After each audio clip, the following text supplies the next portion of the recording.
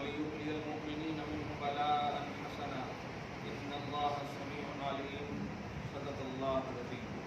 اس کی برکت کے لیے درود شریف پڑھیں. اللهم صل وسلم وبارك على سيدنا وشفيعنا وحبيبنا ومولانا محمد وآله وأصحابه وبارك وسلم. سورۃ الانفال سورہ نمبر 8 کی آیت نمبر 16 تک کا درس ہو چکا ہے. بدر کے حوالے سے پورا واقعہ ہی نقل ہے. جب جنگ بدر مسلمانوں کے حق میں ہوئی اور فتح نصیب ہوئی، اللہ کے حبیب صلی اللہ علیہ وسلم پر بھروسہ کرنے کی وجہ سے واپسی کے وقت صحابہ کرام رضوان اللہ تعالیٰ علیہ اجمعین میں سے ہر ایک کی یا کسی ایک کی صحابہ کی زبانوں پر یہ تھا کہ میں نے فلاں کو مارا، میں نے فلاں کو مارا، میں نے فلاں کو مارا. اس طرح سے خوشیوں کے الفاظ اور اظہار کے جملے تھے. اللہ پاک عز و جل نے آیت اتاری حبیب صلی اللہ علیہ وسلم پر فرمایا فلم تقتلوہم، تم نے انہیں نہیں مارا ہے، ولکن اللہ قتلہم، لیکن اللہ نے انہیں مار ڈالا ہے. تم تو پیچھے ہٹ رہے تھے اپنی تعداد و قلت کی بنیاد پہ، اللہ نے انہیں مارا. مگر اسی میں ایک خوبصورت عنوان تھا جو میں نے آیت کو رکھ دیا اور نیت میں یہی تھی کہ 2 دن کے بعد 17 رمضان المحترم جنگ بدر ہی ہے. حضور پاک صلی اللہ علیہ وسلم نے ایک خاص مٹی اس وقت یوز فرمائی.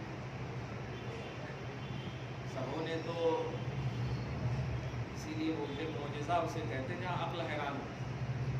اگر لاٹھی پتھر یہ سب سے بھی مارے تو چلو ان سے بھی مرنے کا چانس تو ہے نا، لاٹھی سے مارا جا سکتا ہے، پتھر سے مارا، لیکن وہ دھول سے کیسے مارے؟ حضور پاک صلی اللہ علیہ وسلم نے چند مٹی چند کنکری اٹھائی اور پھینکا. اس معجزاتی شان کو اللہ پاک اس طرح بیان فرما رہا کہ آپ کو پھینکنے کی وجہ سے جو سب اوندھے منہ ہو گئے، سب کو اپنا اپنا انجام دکھنے لگا. سنیے حبیب، ما رمیت اذ رمیت ولکن اللہ رمی، آپ نے نہیں پھینکا، جو آپ نے پھینکا اور جس وقت آپ نے پھینکا وہ تو اللہ نے پھینکا. یہ ہے ید اللہ ہی، ہاتھ نبی کا ہے، پھینک نبی رہے، دونوں دن. ہاتھ نبی کا ہے، پھینک بھی نبی رہے ہیں، کنکری بھی نبی نے اٹھائی، لیکن تینوں کو اللہ پاک فرما رہا جو آپ نے پھینکا، جس وقت آپ نے پھینکا، آپ نے نہیں پھینکا، اللہ نے پھینکا.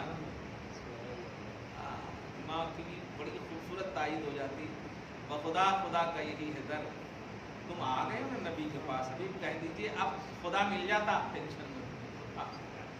ولکن اللہ رما، بے شک اللہ نے پھینکا. تو یہاں نبی صلی اللہ علیہ وسلم کے پھینکنے کو اپنی طرف منسوب کیا. اور جنگ عظیم، پہلی جنگ عظیم، اللہ پاک نے حضور پاک صلی اللہ علیہ وسلم پر بھروسہ کرنے کی وجہ سے تمام صحابہ کرام جو جنگی اسباب سے لائق نہیں تھے، تعداد اور قلت میں بھی تھے، تب بھی اللہ پاک نے دیا. اس کی اب وجہ بتا رہا وَلِيُبْلِيَ الْمُؤْمِنِينَ مِنْهُ بَلَاءً حَسَنًا. یہ فتح جو دی ہے میں نے، اس میں ایک خوبصورت انعام دینا چاہتا ہوں مومنوں کو، تاکہ اپنی زندگی کا آغاز جب اچھا ہو تو انجام اچھا ہی ہوگا. آغاز اچھا کر دیا میں نے کہ اللہ پر بھروسہ کرنے، میرے حبیب پر بھروسہ کرنے کا جب ابتدائی صلہ یہ ہے کہ جب بھروسہ کرو گے یہ صلہ ملے گا، تو ہمیشہ بھروسہ کرو، ہمیشہ صلہ ملے گا. یہ ہے آگے فرماتے ہیں ان اللہ سمیع علیم، بے شک اللہ سنتا جانتا ہے. ذالکم وان اللہ موہن کید الکافرین، سنو اللہ پاک کافروں کے مکر و فریب کو، دھوکے کو پست کرنے والا ہے، ذلیل کرنے والا ہے. خائب و خاسر کرنے والا ہے، کوڑا کرکٹ میں ڈالنے والا، یہ اللہ پاک کا وعدہ ہے۔ اس کا صاف مطلب یہ ایمان والوں کو اللہ تبارک و تعالیٰ اپنے دین کے صدقے میں فتح نصیب کرتا ہے اور کافروں کو ذلیل کرے گا، یہ اس کا وعدہ ہے۔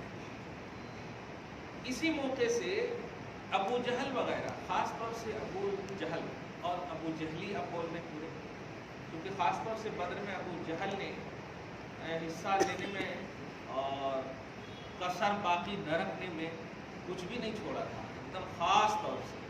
ابو سفیان وغیرہ پورا بتا چکا ہوں میں، تو شام کے تجارتی اس میں تھے، لیکن ادھر سے ایک دم بالکل نہیں، ہم کو لڑنا ہے تو لڑنا ہے۔ خیر انجام کیا ہوا تھا آپ کو اچھے سے معلوم ہے، ایک چھوٹے سے نبی کے غلام اور عاشق نے جہنم حاصل کیا تھا۔ خیر کعبے کا خلاف پکڑنا اور دعا کرنا، ہر ایک کی دعا قبول ہو جائے کوئی ضروری نہیں، لیکن جو نبی والا ہے یقیناً دعا قبول ہوتی ہے۔ اللہ پاک پازیٹیو رسپانس دیتا ہے۔ ہاں ذرا دھیان دیجیے گا، کعبے کا خلاف پکڑ کر کے ایک دعا کیا تھا ابو جہل نے خاص طور سے کہ اے اللہ اگر میں یعنی میری جماعت حق پر ہے تو میری مدد کرنا، اور محمد کی جماعت حق پر ہے تو محمد کی مدد کرنا۔ بات ایک دم دودھ کا دودھ پانی کا پانی ایک دم کیا تھا۔ اللہ پاک وہی فرما رہا، سنو، ان تستفتحوا فقد جاءکم الفتح، تم نہیں مانگا تھا نا کہ جو حق پر ہو اس کو فتح دینا، تم نہیں مانگا تھا، بولنا میں نہیں کچھ بھی۔ ہاں تو ان تستفتحوا، تم نے فتح طلب کیا تھا، فقد جاءکم الفتح، تحقیق کہ تمہارے پاس فتح آ گئی، کیونکہ تم نے خود کہا تھا جو حق پر ہے اس کی مدد کرو۔ اللہ پاک آج بھی ہم سب کی مدد کرے اور نکل جائے ان لوگوں کی زبان سے کہ جو حق پر ہے اللہ اس کی مدد کر دے۔ حالات بڑے نازک تر ہونے جا رہے ہیں، اور ذرا سترک رہیں، باخبر رہیں، گھر میں رہیں، فیملی کے ساتھ رہیں، بلا وجہ ادھر ادھر نہ کریں، اور فیوچر کو صحیح کرنے کے لیے صحیح کوشش کریں، کوشش صرف نہ کریں۔ 2024 تک کیا کیا کیسے کیسے حالات کی نزاکتیں ہوں گی آپ خود اچھے سے جانتے ہیں۔ جب چور کہنے لگے چور چور چور تو سمجھ جائیے آپ کوئی نہیں پھر جھنڈا لینے والا نظر آ رہا۔ آپ کا ایمان، آپ کا خدا، آپ کا رسول آپ کے ساتھ ہے، آپ بھروسہ کامل رکھیں۔ اللہ پاک فرماتا ہے اے کفارو، تم نے فتح طلب کی تھی ایک شرط کے ساتھ کہ جو حق پر ہے اس کو فتح ملے، فقط جاءکم الفتح، میں نے اس کو فتح دے دیا ہے، تم ٹینشن نہیں لینا۔ یہی سے معلوم ہوا کہ محمد اور ان کے غلاموں کے ساتھ اللہ پاک ہے۔ وَإِن تَنْتَهُوا، اب اللہ کی طرف نسبت کرتے ہوئے کہہ رہا ہوں، لیکن وہ مفہوم نہ لیجیے گا جو عوام میں کہتے ہیں، کاش تم نہ مانگتے ایسی دعا تو کچھ تو عمر مل جاتی، کاش ایسی دعا نہ کہ اگر تم باز آتے اس طرح مانگنے سے، فَهُوَ خَيْرٌ لَكُمْ، تو تمہارے لیے بہتر ہے۔ تمہارے لیے بہتر کا مطلب موقع مل جاتا تھوڑا جینے کا، اور لیکن تم نے خود مانگ لیا۔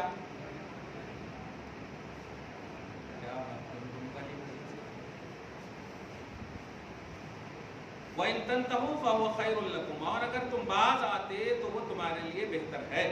وَإِن تَعُودُوا نَعُودْ، اور جو بچ گئے تھے ان کو وارن کر رہا تھی، بچ گئے تھے، اب اگر پھر ایسے دعا مانگو گے تو پھر ہم ویسے ہی کریں گے۔ وَإِن تَعُودُوا نَعُودْ، اگر تم پھر کہو گے کہ اے اللہ جس کے ساتھ حق ہے اسی کی مدد کر، تو پھر ہم ویسے ہی کریں گے۔ واہ، گویا جو مر گئے، جو ختم ہو گیا، اس کو ایسا کہہ رہا اللہ تعالیٰ کہ تمہارے لیے بہتر تھا نہیں مانتے، اور جو زندہ ہے اس کو بھی دیکھیے کیا سولوشن دے رہا۔ در حقیقت اللہ پاک یہ کہنا چاہ رہا ہے کہ حق کس کے ساتھ ہے، اب بھی تم کو سمجھ میں نہیں آیا، مدد میں نے کیا ہے بغیر ہتھیار والوں کی، اس کا مطلب حق اس کے ساتھ ہے، آ جاؤ اب نبی والے بن جاؤ، محمد والے بن جاؤ۔ کیا بات ہے۔ وَلَن تُغْنِيَ عَنْكُمْ فِئَتُكُمْ شَيْئًا، اور تم سے تمہارے جتھے نے، تمہاری جماعت نے کچھ بھی بے نیاز کیا نہیں کیا۔ یہ تو قلت کی وجہ سے خوف زدہ تھے مگر حق پر تھے، مدد ہوئی،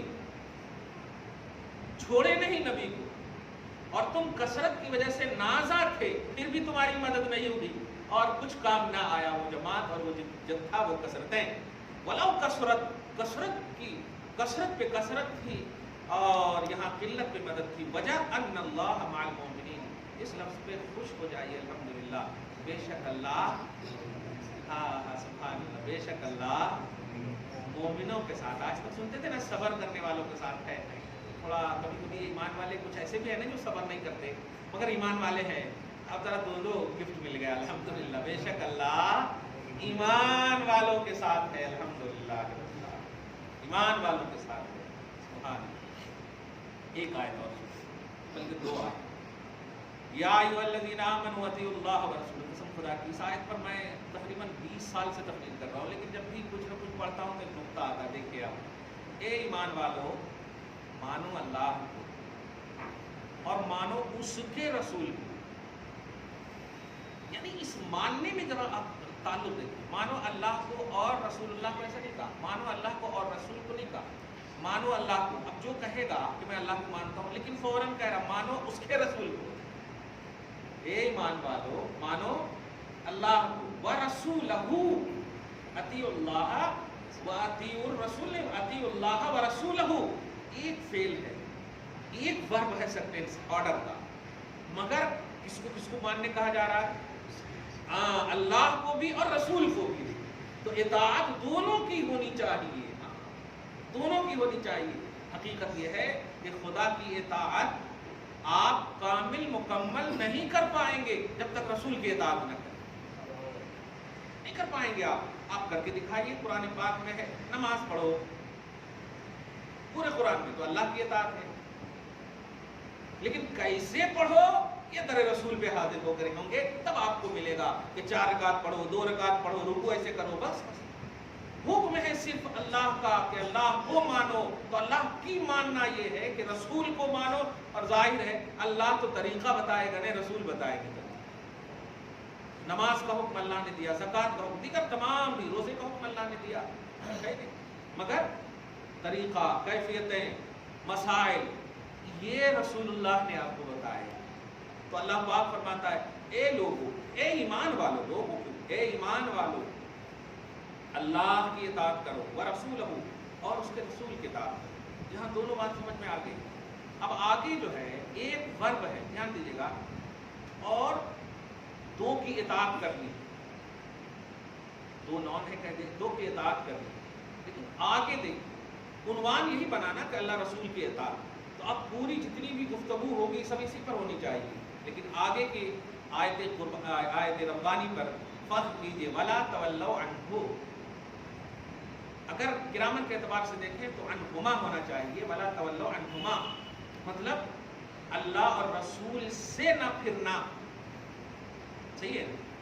اوپر میں جب کہا گیا کہ اللہ اور رسول کی اطاعت کرو تو اب نیگیٹو حکم بھی ہوگا تو دونوں طرح سے ہوگا. یہاں پازیٹیو حکم ہے کہ مانو، اب نہ ماننے کی بھی بات ہوگی تو 2 طرح سے ہوگی، دونوں کی ہوگی کہ اللہ اور رسول کی نافرمانی نہ کرو. صحیح ہے. لیکن اللہ فرماتا ہے رسول سے رخ مت پھیرنا. اے ایمان والو، اللہ کا حکم مانو اور اس کے رسول کا حکم مانو. تو اب عبارت کیا ہونی چاہیے؟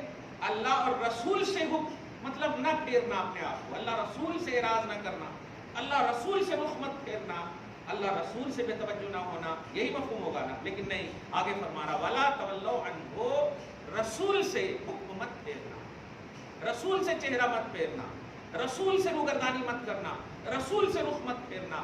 کہیے اللہ کی بارگاہ میں کہ کیا رسول سے رخ نہ پھیرنے کا مطلب کیا ہے؟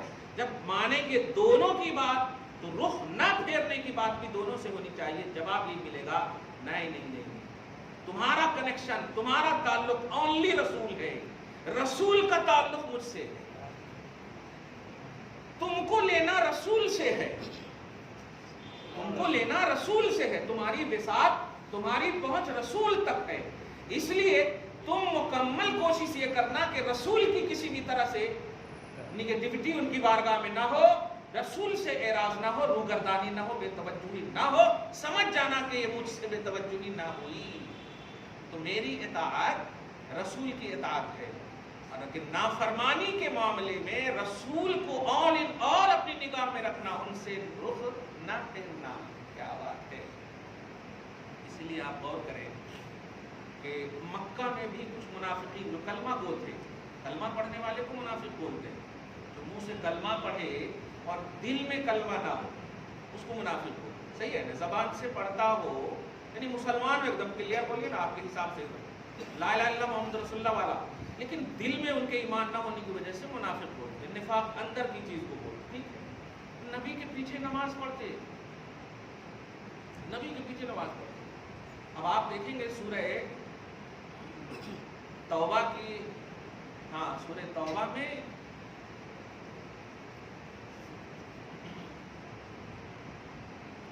آیت نمبر 100 میں، برابر سورہ توبہ میں آیت نمبر 100 میں وَمِمَنْ حَوْلَكُمْ مِنَ الْأَعْرَابِ مُنَافِقُونَ وَمِنْ أَهْلِ الْمَدِينَةِ مَرَدُوا عَلَى النِّفَاقِ لَا تَعْلَمُهُمْ نَحْنُ نَعْلَمُهُمْ. اس کی تفسیر میں آپ دیکھیں حضور پاک صلی اللہ علیہ وسلم ہے منبر پر مطلب تشریف فرما، اچانک عنوان بنا لیا، اے فلاں نکل جا، اے فلاں نکل جا، اے فلاں نکل جا. ارے باپ رے باپ. فَإِنَّكَ مُنَافِقٌ فَإِنَّكَ مُنَافِقٌ فَإِنَّكَ مُنَافِقٌ. میں نے ابھی کہا ایک جملہ کہ نفاق اندر کی چیز ہے، باہر کی چیز.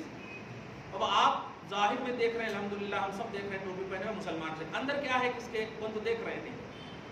لیکن اگر اندر والی بات ہم اگر بول دیں تو آپ کو سوچنا پڑے گا تو مان کر کے نکلنا، نہیں تو کہاں دوسری بات نہ بول دیں. نہیں ریئل میں اگر ہو تو حضور پاک صلی اللہ علیہ وسلم کے باطن اور علم غیب کا بھی پتہ دیکھ لیا کہ نبی نے جب کہا فَإِنَّكَ مُنَافِقٌ، تو منافق ہے، نکل جا، نکلنا شروع کر دیا.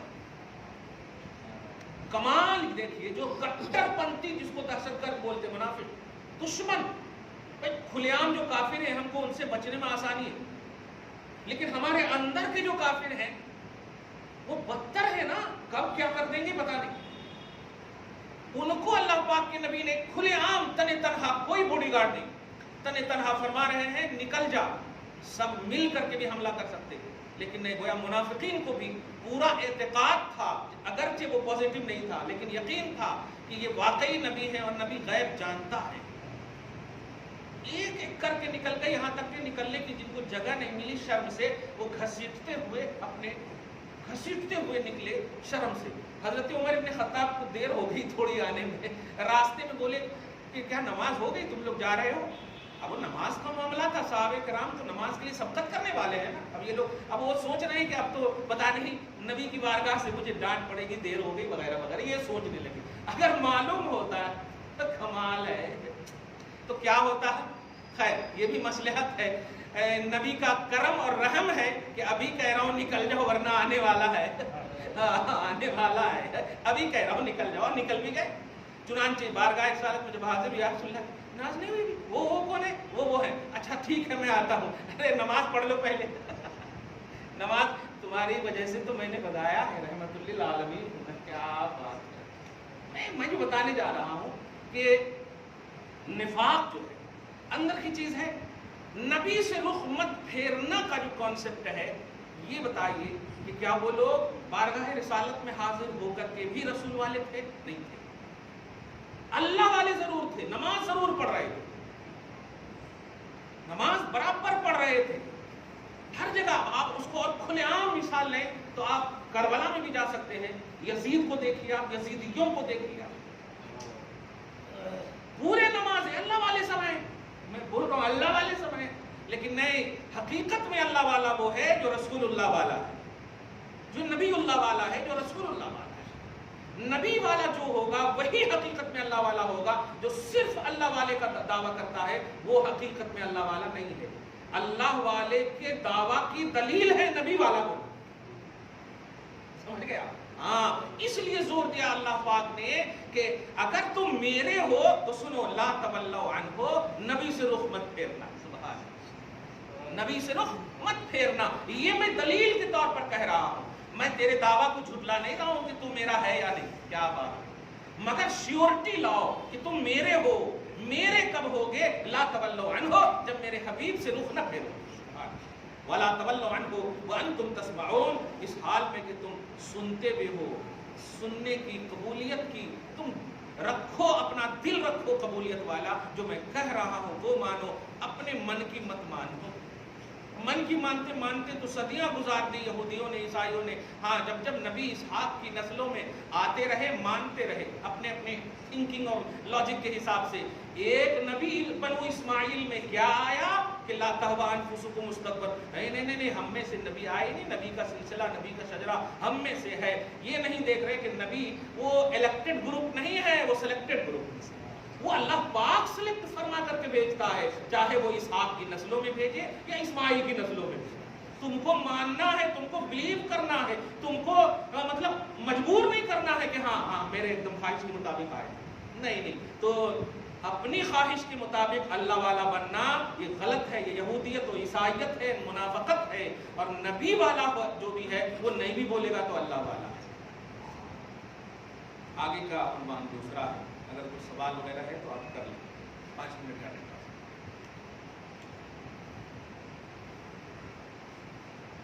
بھیجا پڑھیں گے، بولیے۔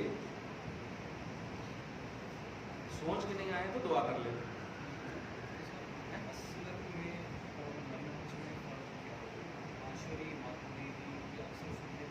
ہاں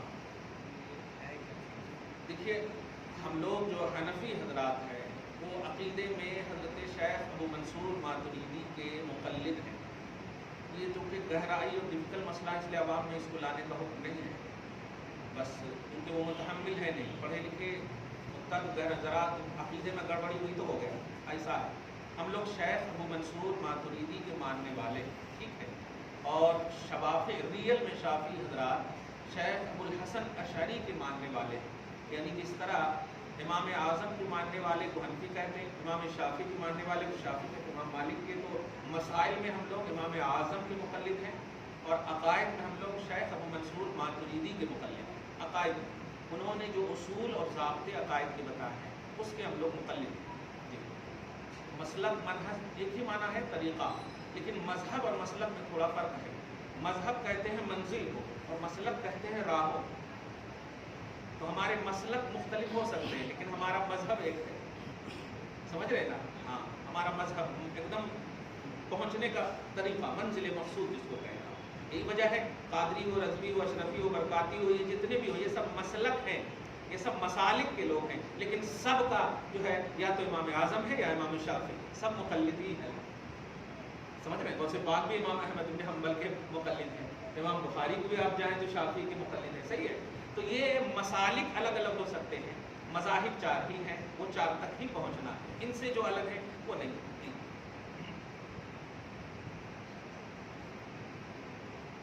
ہاں،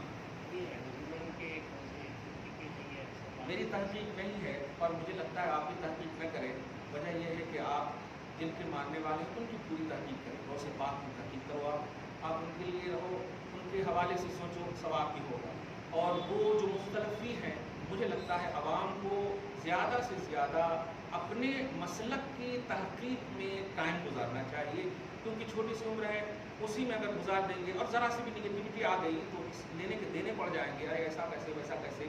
اسی لیے میں ان لوگوں کو ہمیشہ کہتا ہوں کہ جو لوگ ہمارے ایسے اسلاف میں سے، جن اسلاف کا کوئی وہاں پر مطلب بول بالا یا ذکر نہیں ہے، لیکن ایسے لوگوں کو ماننے والے ہیں وہاں جو ہم میں سے فرض کریں، ہم میں سے، سمجھ رہے آپ کہ اب ایک فار ایگزامپل لے لیں کہ بھائی اب 14ویں صدی کے امام احمد رضا، ٹھیک ہے، شیخ انوار اللہ فاروقی، اب یہ 13ویں 14ویں کے ہیں نا، اب اس سے پہلے کے جو اللہ کے نیک بندے ہیں، اس سے پہلے کے جتنے بھی لوگ ہیں، اور ہمارے حیدرآباد کے حضرات ان لوگوں کو مانے اور انتقال کیے، وہ ہیں کہ نہیں سنی سے لگی، یہ سمجھ رہے ہیں آپ؟ تو اگر ان کی نسلیں آج بھی انہی کے مسلک پر چل رہی ہیں، شیخ احمد سرہندی ہیں، ان کے اوپر وہ آپ دیکھیں، ٹھیک ہے نا، تو اگر پازیٹیو ہو کر کے واقعی انہی کے مسلک پر چل رہی ہیں تو آپ زبردستی جو ہے کسی کو مت منوائیے۔ خوشبو سے کہتے ہیں، جو بولا نہیں جاتا ہے کہ سونگیے، ناک خود سونگ لیتی ہے، ٹھیک ہے؟ ہاں، 21 کو آپ بیٹھ رہے ہیں، بیٹھنے والے کو کیا ہے، آپ بیٹھیں گے تو سب سے پہلے تو آپ ایک دم گونگے ہو جانا، میں اس پر مکمل کہوں گا، اچھا آپ تو آ جائے گا، آپ تو نہیں کر پاؤں گا، تو اعتکاف کا مسئلہ پوچھ لیا، ٹھیک ہے، لوگوں کو حکم یہ ہے بشمول میں بھی کہ اعتکاف کرنے والوں سے آپ بات نہ کریں، اگر آپ کو بات بھی کرنی ہو تو بس یہ اشارہ کریں، وہ سمجھ جائیں گے کہ دعا کرنے بول رہے ہیں، یہ اشارہ کریں، زبان سے ہرگز بات نہ کریں ورنہ ان کی تاثیر ختم ہو جاتی ہے، وہ ایسے ہی جیسے نیمبو دبائیں گے تو کھٹائی ختم ہو جاتی ہے، صحیح ہے نا؟ ہاں، وہ ایک دم اس کو اسی حالت میں رکھیے تو ٹھیک رہتا، وہ ایک دم، اور اعتکاف کرنے والے ایک دم گونگے بن جانا، ہمارے یوپی وغیرہ میں اسی لیے بولتے ہیں جو لوگ اعتکاف میں بیٹھتے ہیں وہاں گونگے مولی سب ہیں 4 جنے، ان کا نام ہی پڑ جاتا گونگا، تو پورے محلے میں یہ معلوم ہے کہ گونگا کیوں؟ مخلوق سے گونگا، خالق سے گویا، وہ اللہ کا مہمان ہے، اللہ کے گھر میں رہ کر کے غیر اللہ سے کئی بات کر رہے ہیں آپ، اب صرف اللہ سے بات کیجیے، یعنی قرآن پڑھیے، اس قرآن پڑھیے، یا سخت ضرورت جو بھی ہے، مسئلے مسائل کا معاملہ ہے تو ٹھیک ہے، ضرورت سخت، لیکن ایسی ضرورت کہ آپ جو ہے اس ضرورت کو پوری کر سکتے ہیں اپنے اعتبار سے تو کر لیجیے، ایک دم فون پہ بات کر سکتے ہیں؟ نہیں، اگر آپ کو بیوی سے بات کرنی ہے تو آپ کر سکتے ہیں، لیکن کاروبار وغیرہ کی بات ہے تو ایسے لوگوں کو بیٹھنے کا حکم ہی نہیں، فرض و واجب بھی نہیں ہے، کلیئر بات ہے، محلے میں ایک بھی بیٹھ گئے تو پورے محلے کو ثواب ملتا، سمجھ رہے؟ لیکن بیٹھنے والا ایک دم فارغ الحال ہو، فارغ البال ہو، کوئی نہیں خیریت کیسا تھا، یہ سب بھی نہیں، اب نماز جب ہم باندھ لیتے تو کون تو پوچھتے مفتی صاحب خیریت سے ہیں، بات تو اچھی کر رہے ہیں نا، تو اچھی بات بھی نہیں کرنا، یہ ہے، آپ سمجھ رہے ہیں نا؟ ہاں، اچھی بات بھی نہیں کرنا، اتنی ضرورت ہے جیسے آپ جنازے کی نماز اگر اپنی مسجد کے دائرے میں ہے آپ جنازہ پڑھ سکتے ہیں، فوراً پڑھ کر کے آئیے، جانے کی ضرورت آپ کو نہیں، لیکن کوئی بھی اگر آپ کو بلائے تو آپ اپنے خاندان میں بول دیجیے کہ وہ ہمارے کو فون نہیں کرنا، ہمارے سے فون بھی نہیں، ہم 11 دن تک جو ہیں ایک دم گم ہیں، ہم اللہ کے گھر میں ہیں، ہم بندوں کے گھر میں نہیں ہیں، ہم اللہ کے گھر میں ہیں، اللہ سے ہم کو بات کرنا یعنی صرف قرآن پڑھنا، درود پڑھنا وغیرہ، سخت ضرورت ہے، سخت ضرورت ہے، کوئی بیماری ہے، کوئی میڈیسن ہے، کوئی تکلیف ہے وغیرہ، بیوی سے خیر خیریت نہیں، تم ٹھیک سے ہونا، اور 2 دن تو ہے پریشان نہ ہو، یہ سب کی بات نہیں کرنا، آپ 4 دن 10 دن بات کیجیے نا گھر جا کر کے، آپ کو ثواب ملے گا الحمدللہ، لیکن جب اعتکاف میں ہے تو خیر خیریت بھی آپ کو نہیں پوچھنا، خیر خیریت بھی آپ کو نہیں لینا، آپ بس اللہ کے لیے رہیں گے تو وہاں خیر خیریت بھی ہے الحمدللہ، آپ پردہ ایک دم پورا مخلوق سے پردہ، گونگے کا مطلب مخلوق کے لیے گونگا، اللہ کے لیے گویا، بول گئے ایک جملہ بڑا اہم جملہ ہے، گویا بولے تو اللہ سے بات کرنا، بندوں سے بات نہیں کرنا، ٹھیک ہے؟ اللہ تعالیٰ آج کی اس خصوصی گفتگو کو قبول فرمائے، شادی کریمی قرآن کا عطا فرمائے، گھر بار میں اولاد کی برکتیں عطا فرمائے، فصلوں کی بخشش فرمائے، نسلوں کی بھی بخشش فرمائے، روزوں کو، قیام کو، قعود کو، سجود کو، حرکات و سکنات رمضان کو قبول فرمائے، کمی بیشی کو معاف فرمائے، وصلی اللہ تعالی علی خیر خلقہ محمد وآلہ وصحبہ اجمعین برحمتک یا ارحم